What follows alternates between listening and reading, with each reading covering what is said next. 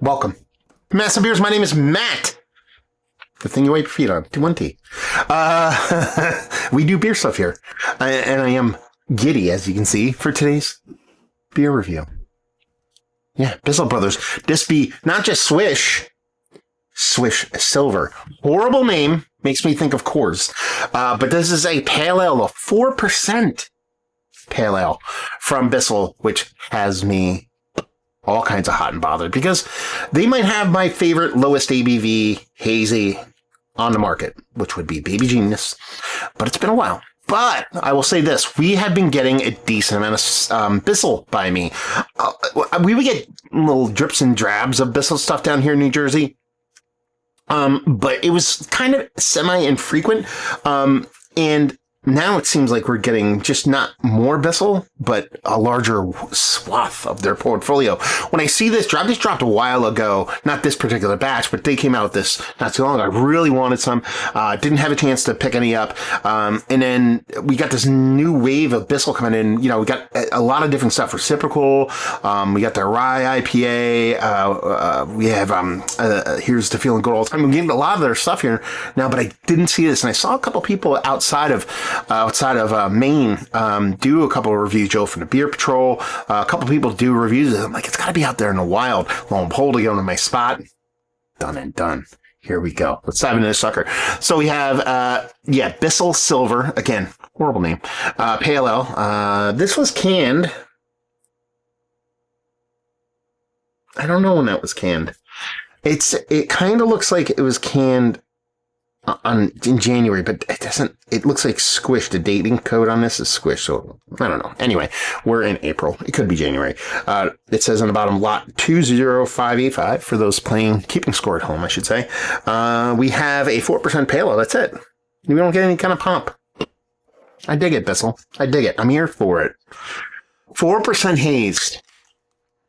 I got a lot of Bissell in my fridge right now. I'm very, very excited that their stuff is readily available. Always been a big fan. Last time I really went kind of crazy for beer was Bissell was doing a Swish run. This was pre-pandemic.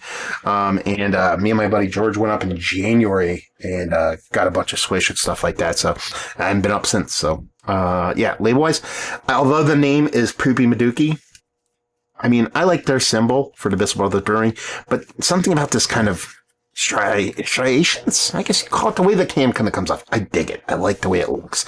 Simple, minimalistic fun. And as far as the beer goes, probably a little bit darker than what I'd want for my New England style hazy pales to look like, but we're not outside of the realm of deliciousness here. Just, that kind of orange leaning towards a little more orangey core, index finger, almost perfectly white as white can be, super soft, creamy, fluffy head to it. So it looks the part. Give it a whirl. See him get a nose. Ooh. Yeah. Yeah, it really is it's this dollop of pineapple on top of a really nice orange that's kind of orangina, kind of orange Julius, but not really ultra confectionery. Juicy with a little bit of added sweet to it that's a rounded kind of sweetness, not a sharp kind of sweetness, but that little bit of tropical, that little dollop of pineapple on top of that. Quite nice. Not a 2x4 to the face, not expecting that from a 4% hazy pale. Man. The impact it gives you for 4% is quite nice. You definitely know you're huffing something of a new school hop variety. We're leaning all the citrus arbol on us with that little dollop of tropical, more specifically a little bit of pineapple on there and that little bit of soft, rounded confectionery edge to it. A decent kind of perception of sweetness. I think we're going to get a decent sweetness, but not an overt sweetness. Again, 4%. We don't want anything too sweet to begin with. I'm thirsty. Let's dive in. Cheers, y'all.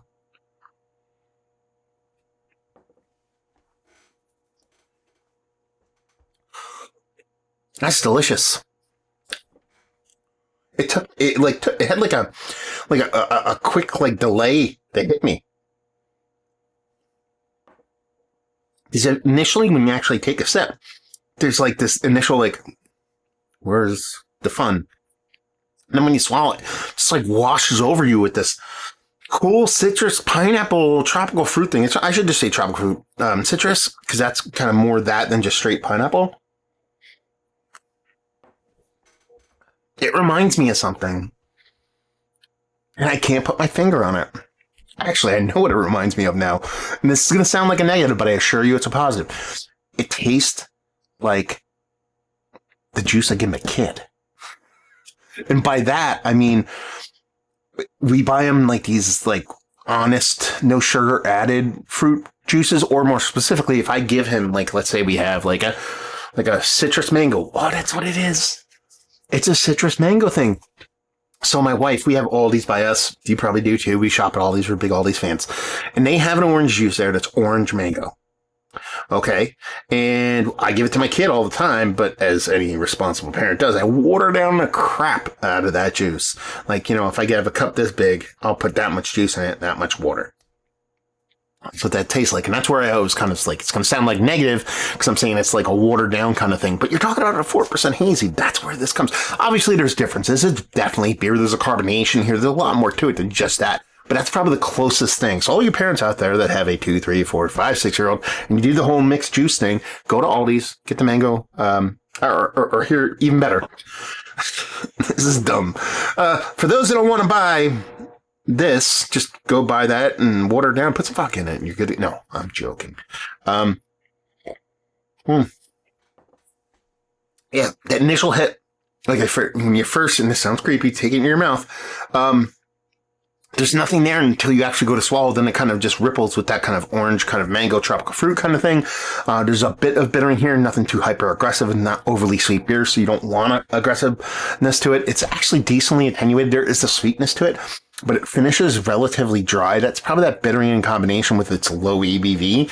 And that's where probably the biggest knock I'm going to give it, which is its mouthfeel isn't super crazy, but it's 4%. I mean, the further you eke down that ladder, the harder it is for you to get like a really cool mouthfeel. Baby Genius, I would say, it's similar to this, maybe a touch fuller, a micron fuller, but it's 3 and change, not 4. King Sneak Box 4.5, I believe. No, that's 5.4. I'm thinking of maybe Forever and Ever, something like that from Other Half, or even a Falconer from local guys. Zigmeister might have a little bit of beer for mouthfeel, but again, you're talking about 4.5, pushing 5. It's that harder once you get down there. That's probably my biggest knock on it is its mouthfeel, and I think that's where it gives you that little bit of kind of a pause, that little stutter void at the beginning. But these are all hyper small, little itty bitty nitpicks. In the grand scheme of things, very tasty beer. Really well done. 4%. I'm not going to argue with any of the impact and flavor profile and what it's giving me. That tropical fruit orange juice kind of combination with this nice kind of slightly beester weedy kind of danky bittering that's not over the top, but just counterbalancing thing on top of a really drinkable beer at a super low ABV ABV point. I'm sold. I'm sold. Yeah, this is delicious. I will drink this all day. This is one of the better low ABV pale ales that I've had as of late. We're talking sub 5%. Yes, Mount Rushmore status. We're putting it on there. Like I said, even for Bissell, there's one I like better than that, but I can't tell you the last time I had a Baby Genius. So we're talking as of late. So yes, Mount Rushmore status, value and availability. I actually have seen this in a couple places, to be honest with you now, since I've been looking for it. Couldn't find it. Now I see it. I don't know how much I paid for it because I was so excited. I just grabbed it and rang it up. I'm guessing this is pushing $20. Just because of, a boutique, or, small batch stuff that comes down here from them. That's a poopy price point, but Perfect World, this is right around the 15, 14. Actually, Forever and Ever is kind of my go-to. I can get Forever and Ever, and I can get Sneak Box. So you're talking about 4.8 versus 5.4. They're local-ish breweries to me. I can get them for $13, $14. That's kind of my marker for the price on this. But again, you're talking about Maine, small brewery, stuff like that. I'm not going to get too hot and bother over it and leave you with, if you like what we like, just if you like low ABV haze. I mean, really, you're just kind of like, yeah, you like hazies, you like the combination of haze and low ABV, you're going to be hard-pressed to find something much better, especially at this ABV level. We're not talking 4.5, we're not talking 5, we're talking 4. 4. Yeah, if you like those things, you like this. So there you go. We're reviewing the books. Hopefully you enjoyed. Massive Beers, if you want to check me out doing the social media stuff, Beer Massif, podcasting stuff. Yeah, Bissell, have you been in the brewery? Have you had their beers? What's your favorite beer from Bissell? What's my favorite beer from Bissell? They did an English mild. Bissell sent me off some beers not too long ago. And they sent me an English mod I really liked. I mean, it's probably Swish, to be honest with you. I really do love Reciprocal, though. I mean, there's few. I mean, I had a couple of barrel aged offerings on tap up there. Very hard pressed. I want to know your thoughts. And have you had this? And your thoughts. All that fun stuff down there. Hopefully, y'all enjoyed. Hopefully, enjoying a little bit of low ABV haze right now. Hopefully, see you next time. Cheers, y'all.